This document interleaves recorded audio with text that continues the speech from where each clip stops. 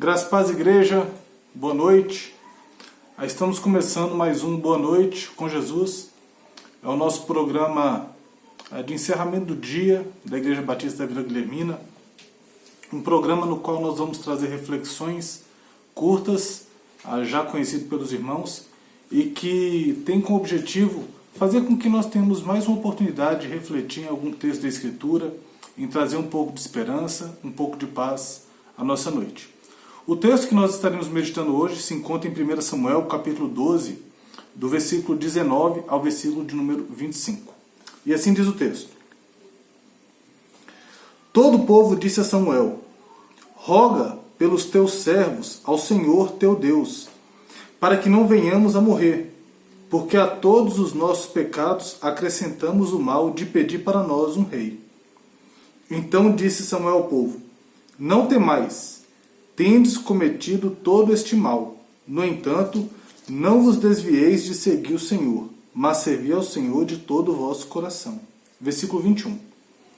Não vos desvieis, pois seguirias coisas vãs, que nada aproveitam e tampouco vos podem livrar, porque vaidade são. Pois o Senhor, por causa do seu grande nome, não desamparará o seu povo, porque aprove ao Senhor fazer-vos seu povo.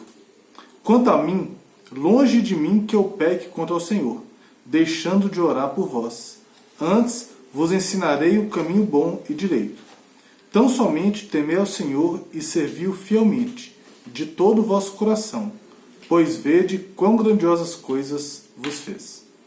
Se, porém, perseverares em fazer o mal, perecereis, tanto vós quanto o vosso rei.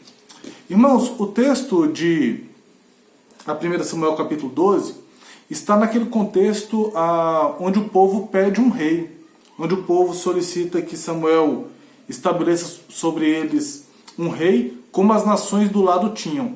E Samuel vai lá chorar diante do Senhor, falando que o povo estava o rejeitando. E o Senhor responde o seguinte: eles não a te rejeitaram, mas rejeitaram a mim. Quando a gente entra no capítulo 12, a partir do versículo 12 até o versículo 18, a gente vê uma grande manifestação do Senhor, com chuvas e trovões, num período de seca de Israel, mostrando ao povo a sua ira, mostrando ao povo o seu descontentamento. Então, a gente tem essa confissão que a gente encontra no versículo 19, quando o povo pede a Samuel para que interceda por eles, para que eles não venham a morrer. É algo muito interessante aqui, porque o povo reconhece o seu erro. O povo reconhece que realmente errou diante de Deus. Isso está no versículo 19. Eles reconhecem que realmente tomaram decisões erradas. Eles reconhecem que realmente pediram aquilo que não deveriam ter pedido.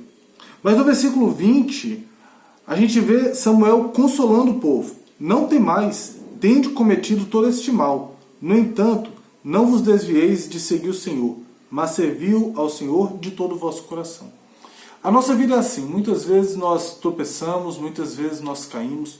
Nesse dia que se encerra, com certeza você fez alguma coisa que desagradou ao Senhor, eu fiz alguma coisa que desagradou ao Senhor, nós deixamos de fazer aquilo que o agrada e também pecamos quando fazemos isso.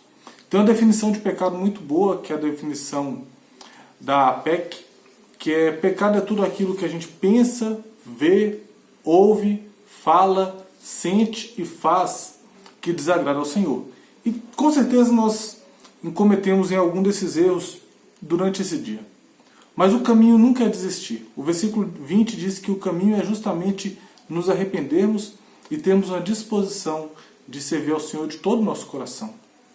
Talvez você esteja preso em algum pecado que você tem lutado com ele há tanto tempo, e várias vezes você tem pensado em desistir de caminhar com o Senhor. Não é esse caminho. O caminho é o arrependimento, e fica aqui um encorajamento para que você possa realmente voltar ao Senhor e perseverar em o servir. Não o servir pela metade, não o servir de uma forma relapsa, mas o servir de todo o seu coração.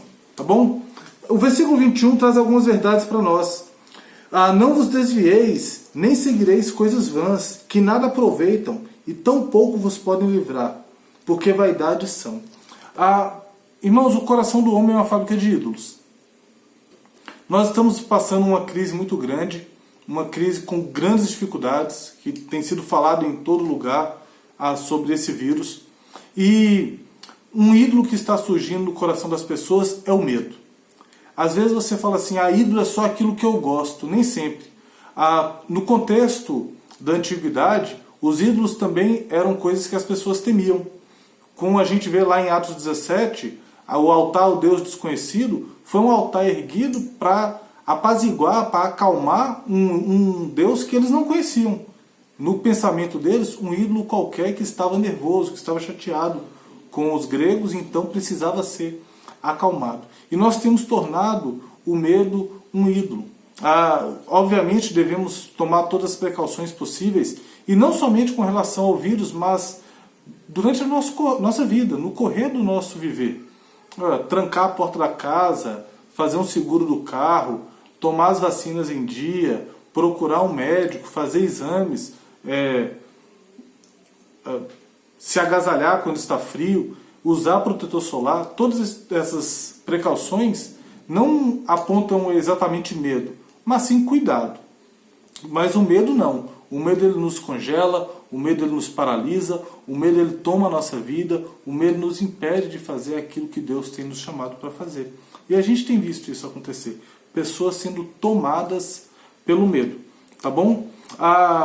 O mundo não pode nos ajudar, o medo não pode nos ajudar. Se nós entrarmos em desespero, nós não iremos nos ajudar, porque assim como a ira, o medo nunca resolve nenhum problema. Tá bom? Agora, quando a gente continua olhando para o nosso texto, versículos 22, 24 e 25, diz o seguinte: mostra o quanto Deus está disposto a cuidar de nós. Mostra o quanto Deus está disposto a nos perdoar quando confessamos os pecados e a recomeçar a caminhar conosco. Como é que Ele nunca vai nos desamparar se tivermos uma disposição correta no coração?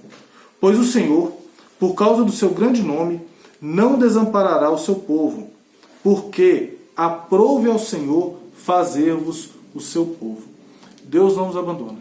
Por pior que seja a situação, por mais terrível que seja, Ele não nos abandona.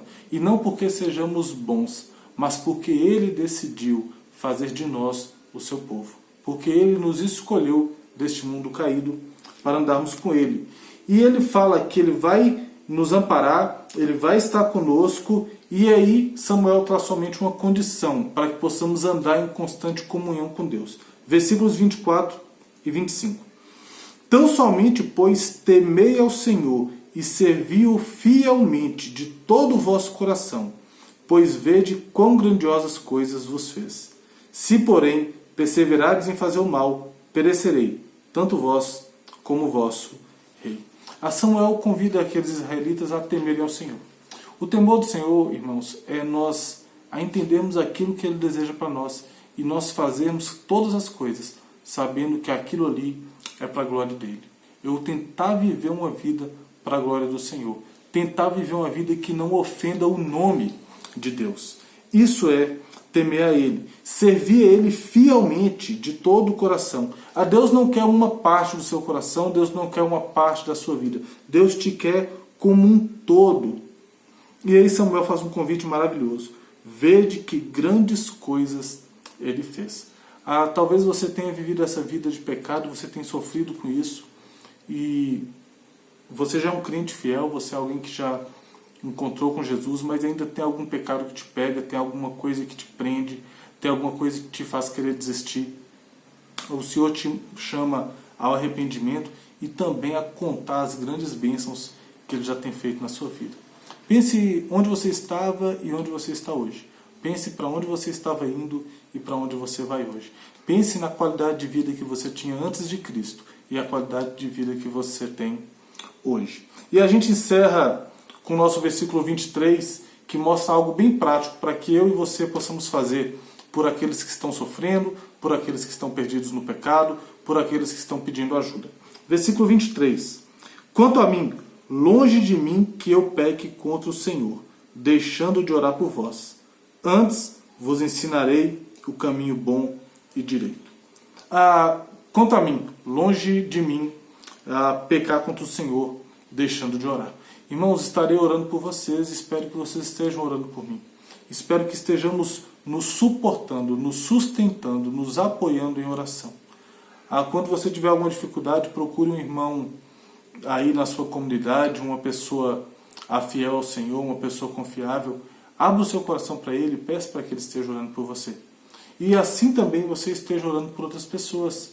Porque quando deixamos de orar uns pelos outros, aí estamos pecando.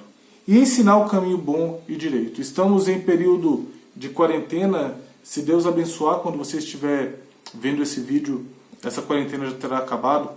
Mas nesses períodos em que ficamos limitados nos nossos deslocamentos, seja por causa dessa quarentena ou por causa de uma cirurgia, alguma enfermidade que nos prende em casa, é uma excelente oportunidade de crescermos no conhecimento do que é bom e do que é direito. Ou seja, cresça no conhecimento da palavra de Deus. Ela é boa, ela é direita. Preocupe-se em aprender cada vez mais do Senhor. Reserve um tempo maior de oração, reserve um tempo para assistir bons vídeos na internet, em que vão te conduzir a um crescimento cada vez maior. Reserve um tempo para fazer o culto doméstico com a sua família. Gaste um tempo com a sua esposa, com seus filhos, ou com seu marido, se debruçando sobre a Escritura, se aproximando mais do caráter de Cristo Jesus. Encerramos aqui a nossa reflexão, te convidando ao arrependimento, te convidando também a confiar na misericórdia do Senhor, te convidando à oração, te convidando à Escritura. Que Deus te abençoe de uma forma toda especial, que você possa continuar crescendo rumo à perfeita varonilidade de Cristo Jesus. Que Deus nos abençoe e até a próxima.